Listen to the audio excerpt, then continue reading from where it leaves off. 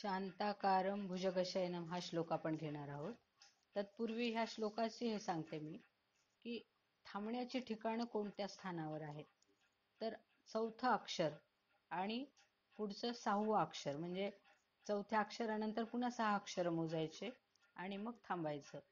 मग त्या ठिकाणी अनुस्वाराचा उच्चार म सारखा केला तरी बरोबर आहे, कारण हे वृत्त मंदाक्रांत आहे आणि मंदाक्रांतामध्ये एकूण वर्णांची संख्या 17 असते आणि चौथ्या आणि पुढे 6व्या या अक्षरांवर यती असतो. म्हणून शांताकारंवर थांबायचं एकदा आणि भुजगशयनांवर थांबायचं. त्यानंतर पद्मनाभम सुरेशम सरळ घ्यायचं, विश्वाधारंवर थांबायचं, मग गगन सदृशमच्या ठिकाणी श वर थांबायचं, मेघवर्णम शुभांगम सलग घ्यायचं. तिसऱ्या ओळीमध्ये लक्ष्मीकांतम त वर थांबायचं, कमलनयनम न वर थांबायचं आणि योगीभीर ध्यानगम्यम सलग म्हणायचं. वंदे विष्णू श्नू वर थांबायचं, भवभयहरम र वर थांबायचं आणि सर्व लोकैकनाथम सरळ घ्यायचं. या पद्धतीने आपण म्हणूयात आता.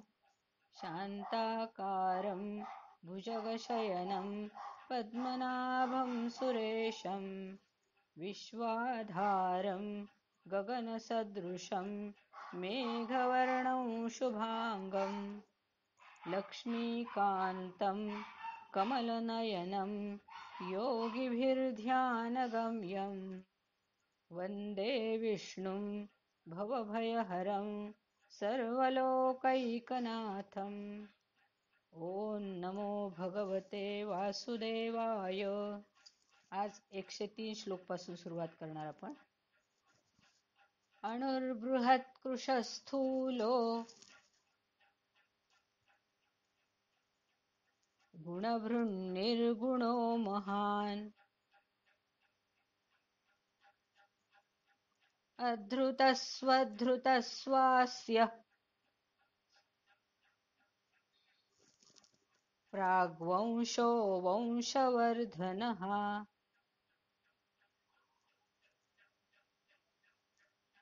अणुर्बृहत् कृशस्थूलो गुणभृन्निर्गुणो महान् अधृतस्वधृतस्वास्य प्राग्वंशो वंशवर्धनः. वंश न म्हणता काय म्हणणार आपण? वंश. व वर अनुस्वार आहे, पुढे श हे अक्षर आलेलं आहे आणि श हे अवर्गीय व्यंजनातलं आहे. त्यामुळे श वर श च्या अलीकडच्या अनुस्वाराचा उच्चार व सारखा करायचा, वंश. तसंच प्रागवंशो या ठिकाणी सुद्धा वं म्हणजे ओठांचा चंबू करून त्याचा उच्चार केला तर तो योग्य होतो. भारभृत कथितो योगी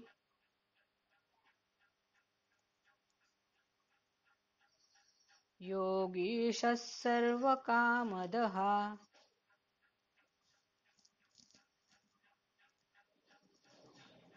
आश्रमश्रवणः क्षामः सुपर्णो वायुवाहनः.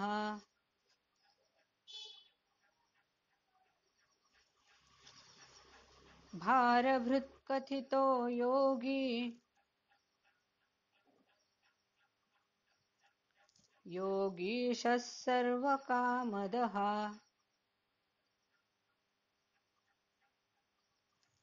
आश्रमश्रवणः क्षामः सुपर्णो वायुवाहनः. दोन्ही श्लोक सलग आपण पहिली ओळ दोनदा घेऊन केलेले नाहीयेत. ते दोन्ही श्लोक एकदाच घेऊ आपण. 103 आणि 104 पूर्ण ओळ.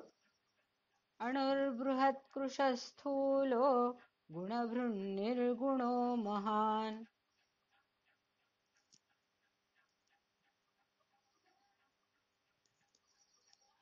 अधृतस्वधृतस्वास्य प्राग्वंशो वंशवर्धनः.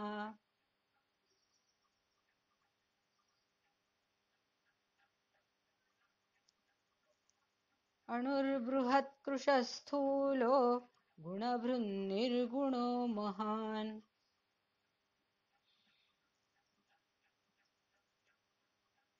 अधृतस्वधृतस्वास्य प्राग्वंशो वंशवर्धनः।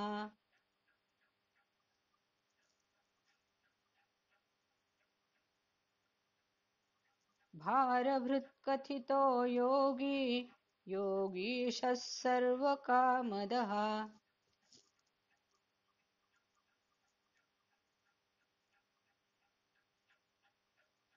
आश्रमश्रवणः क्षामः सुपर्णो वायुवाहनः।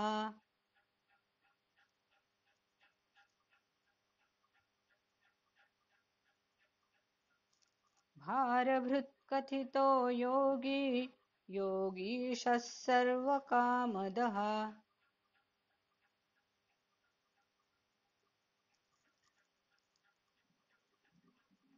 आश्रमश्रवणः क्षामः सुपर्णो वायुवाहनः।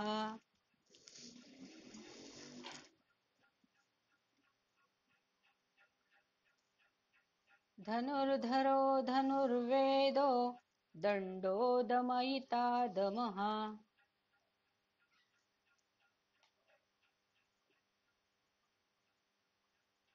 धनुर्धरो धनुर्वेदो दण्डो दमयिता दमः।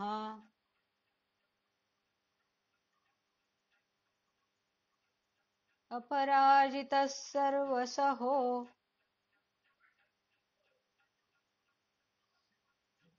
नियन्ता नियमो यमः।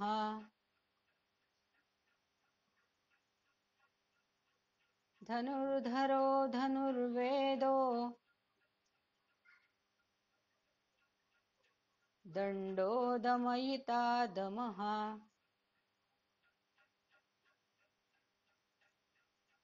अपराजितः सर्वसहो नियन्ता नियमो यमः।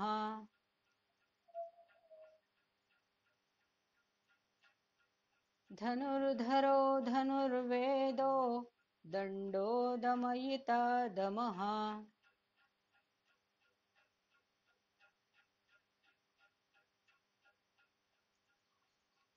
अपराजितः सर्वसहो नियन्ता नियमो यमः।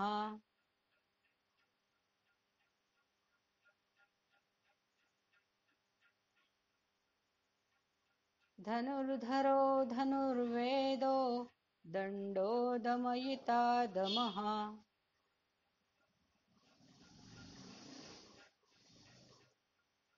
अपराजितः सर्वसहो नियन्ता नियमो यमः।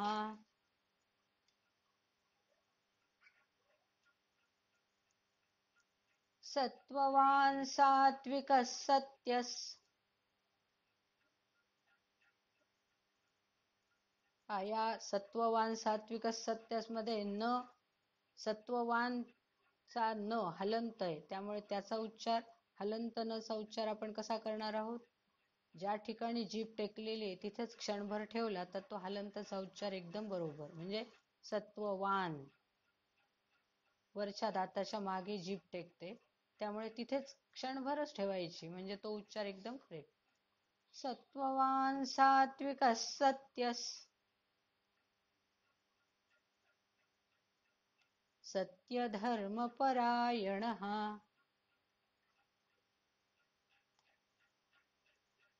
अभिप्रायः प्रियार्होर्हः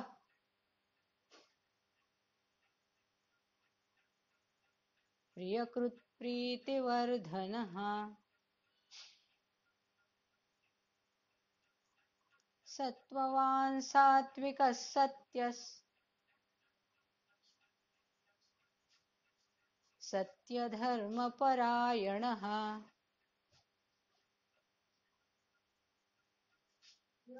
अभिप्रायः प्रियार्होर्हः प्रियकृत्प्रीतिवर्धनः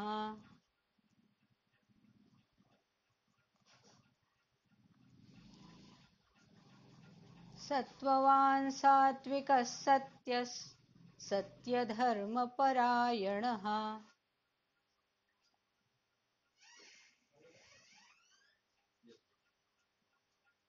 अभिप्रायः प्रियार्होर्हः प्रियकृत्प्रीतिवर्धनः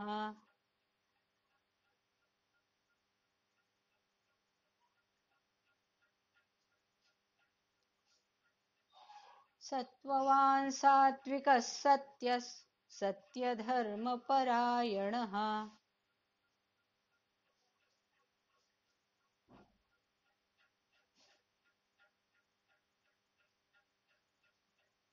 अभिप्रायः प्रियार्होर्हः प्रियकृत्प्रीतिवर्धनः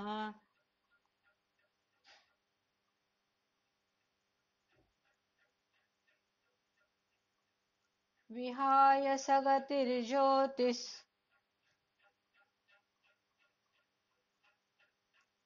सुरुचिर्हुतभुग्विभुः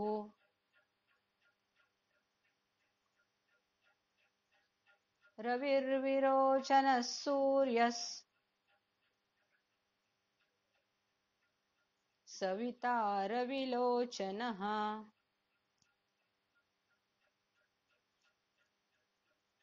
विहाय सगतिर्ज्योतिः सुरुचिर्हुतभुग्विभुः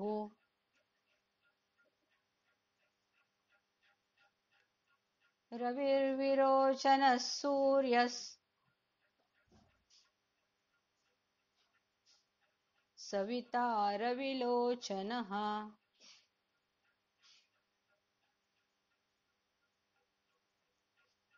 विहाय सगतिर्ज्योतिः सुरुचिर्हुतभुग्विभुः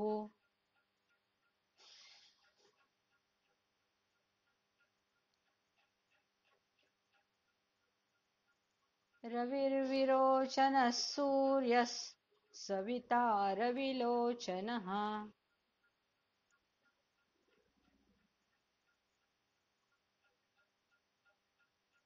विहाय सगतिर्ज्योतिः सुरुचिर्हुतभुग्विभुः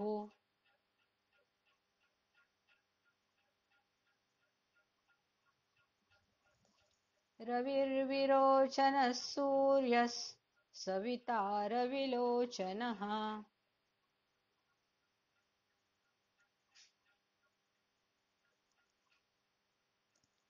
अनन्तो हुतभुग्भोक्ता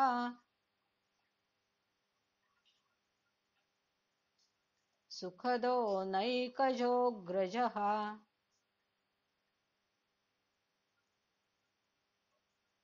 अनिर्विण्णः सदा मरुषि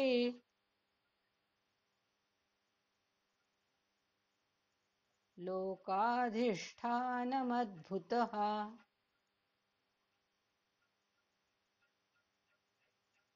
अनन्तो हुतभुग्भोक्ता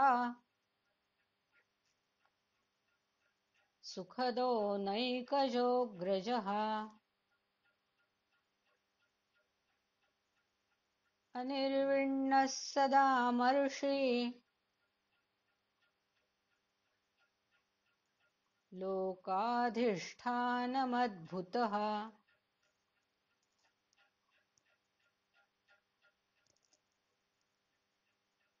अनन्तो हुतभुग्भोक्ता सुखदो नैकजोऽग्रजः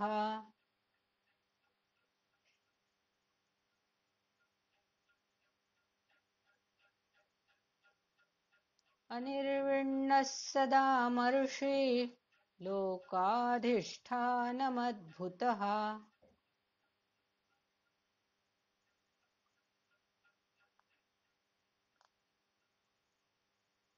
अनन्तो हुतभुग्भोक्ता सुखदो नैकजोऽग्रजः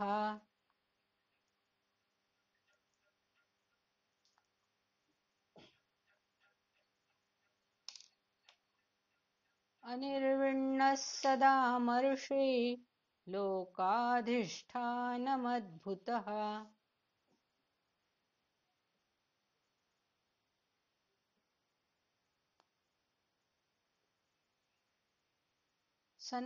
सनातनतमः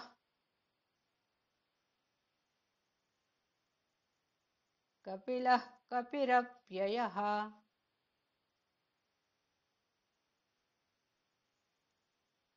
स्वस्तिदः स्वस्तिकृत्स्वस्ति।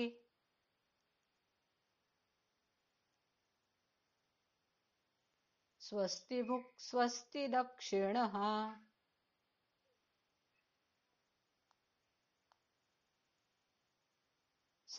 सनातनतमः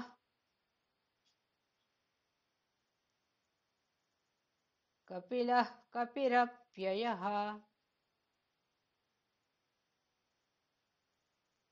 स्वस्तिदः स्वस्तिकृत्स्वस्ति।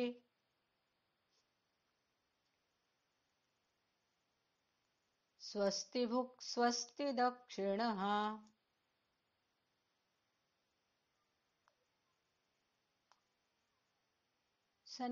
सनातनतमः कपिलः कपिरप्ययः।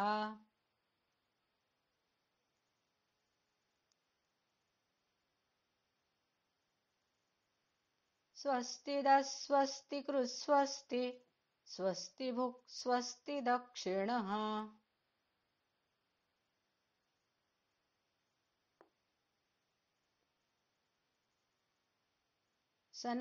सनातनतमः कपिलः कपिरप्ययः।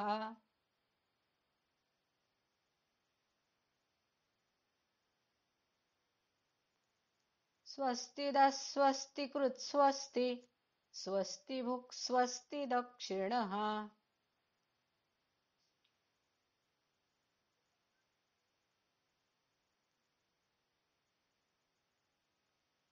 अरौद्रः कुण्डलीचक्री।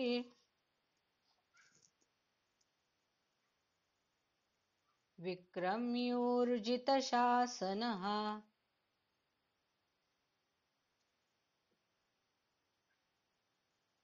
शब्दातिगः शब्दसः।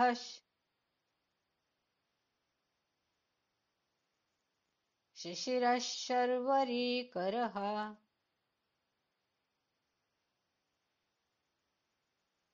अरौद्रः कुण्डलीचक्री। विक्रम्यूर्जितशासनः।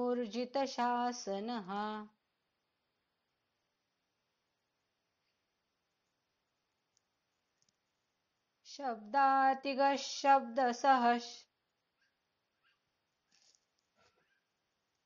शिशिरः शर्वरीकरः।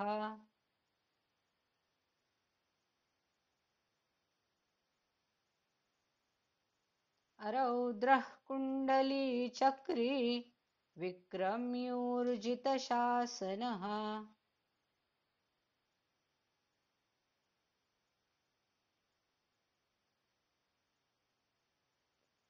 शब्दातिगः शब्दसः।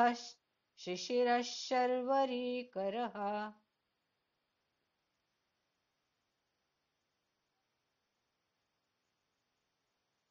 अरौद्रः कुण्डलीचक्री। विक्रम्यूर्जितशासनः।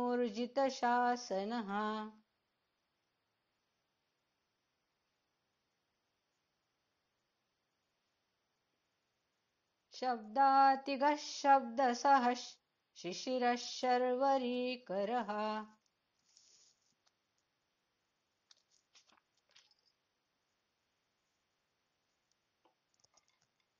अक्रूरः पेशलो दक्षो।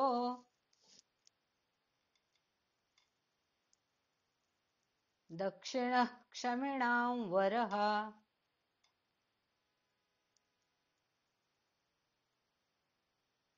विद्वत्तमो वीतभयः।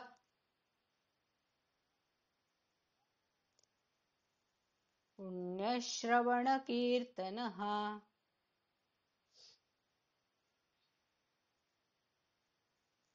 अक्रूरः पेशलो दक्षो।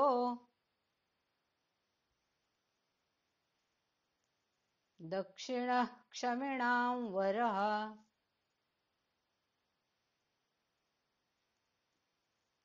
विद्वत्तमो वीतभयः पुण्यश्रवणकीर्तनः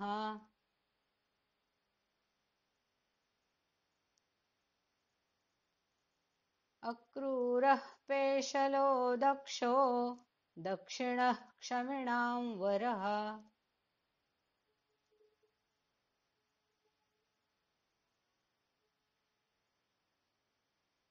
विद्वत्तमो वीतभयः पुण्यश्रवणकीर्तनः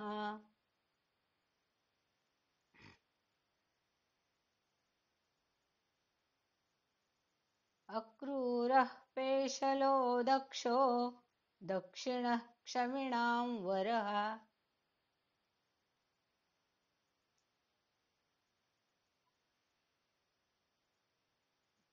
विद्वत्तमो वीतभयः पुण्यश्रवणकीर्तनः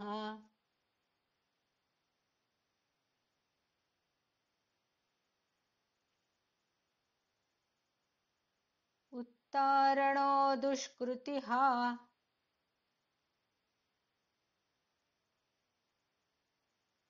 पुण्यो दुःस्वप्ननाशनः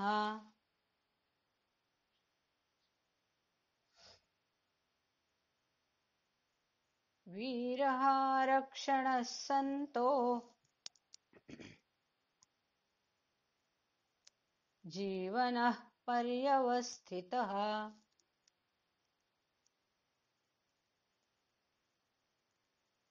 उत्तारणो दुष्कृतिः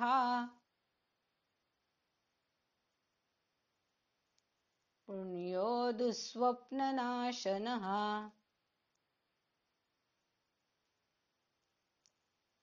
वीरः रक्षणः सन्तो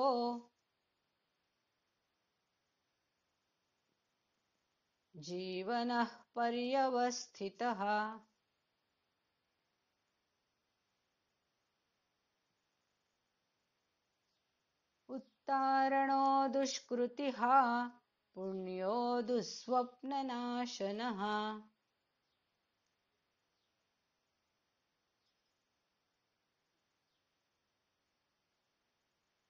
वीरः रक्षणः सन्तो जीवनः पर्यवस्थितः उत्तारणो दुष्कृतिः पुण्यो दुःस्वप्ननाशनः वीरः रक्षणः सन्तो जीवनः पर्यवस्थितः उत्तारणो दुष्कृतिः पुण्यो दुःस्वप्ननाशनः उत्तारणो दुष्कृतिः पुण्यो दुःस्वप्ननाशनः